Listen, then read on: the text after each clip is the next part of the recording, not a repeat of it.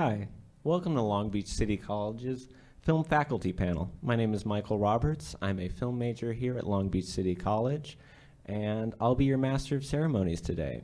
Now, before we get started, our wonderful studio audience, please take the time to write down any questions you may have for our wonderful panelists today. We'll get to them later. First up, please welcome Professor Erik Martinez. He teaches screenwriting and film studies here at Long Beach City College, as well as Southern New Hampshire University. He has a BA in film studies from UCSB and an MFA in screenwriting from Chapman University. He's been a professional screenwriter for over a decade. He started his career collaborating with Hong Kong director Choi Kirk-Wong on several script projects, including an unproduced remake of the cult classic Five Deadly Venoms for Celestial Pictures. How are you doing today, Professor Martinez? I'm doing well. How are you? I'm doing good. I'm doing good. Getting a little shaky, but we'll get through it. Yeah. Now, you have an extensive list of works that you've written, and many of them have screened in festivals like Beyond the Mat, Comfort, as well as Chung Ku Ma, and recently the Panama Unit.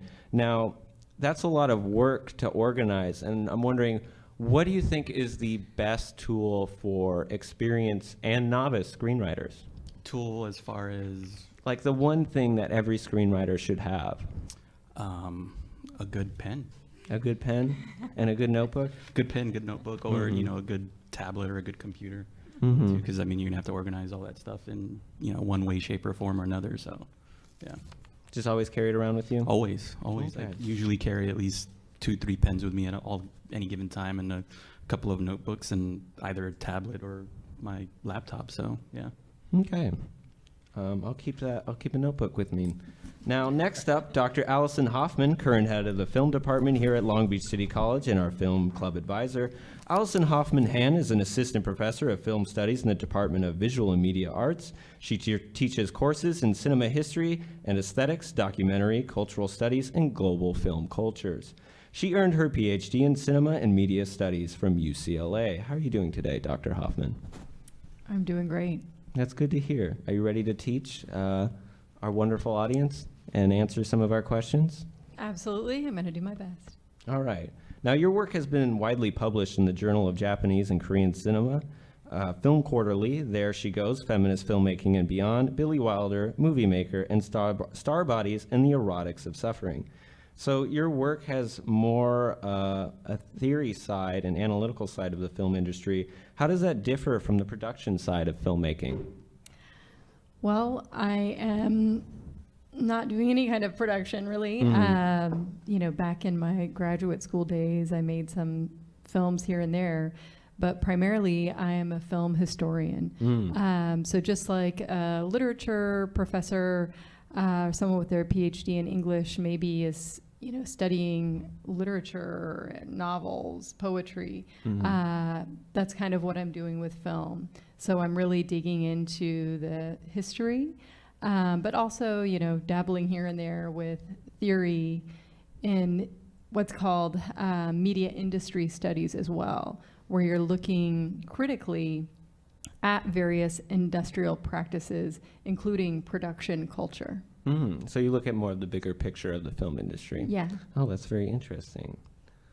Next up, we have Professor David Parrish, LBCC cinematography instructor.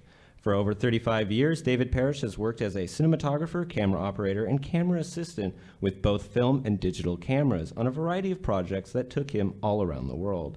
He is a member of the International Cinematographers Guild, the Society of Camera Operators, and the Digital Cinema Society.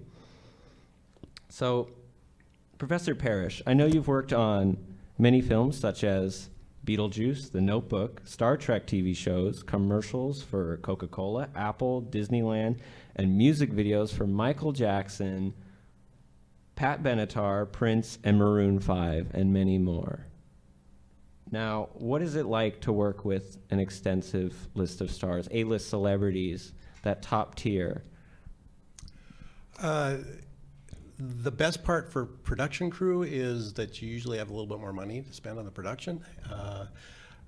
Sometimes some of the stars are really nice to work with. Others are okay. But Generally, when you have the bigger stars and your productions, you've got a bigger budget, which means you get to spend more time lighting, you get to have better sets, you get better locations, and time. Money buys you time, which on a low-budget film, you don't have a lot of that. So you can be more creative. That's good to know. And I forgot to ask you, how are you doing today? Excellent, thank you. That's good. That's good. All right. So I hear this is the first time you've all met each other. Is it? Or am I? The first time I've met Erik. I think it's the but, first time the first time I've met Parrish and Dr. Hoffman. So, Okay, yeah. cool. I hope you've all read each other's IMDb page before this, so you get all on the same level. memorized it. Yeah. So just once again, I'd like to thank you all for coming in and answering our questions. I hope we can get some valuable information today.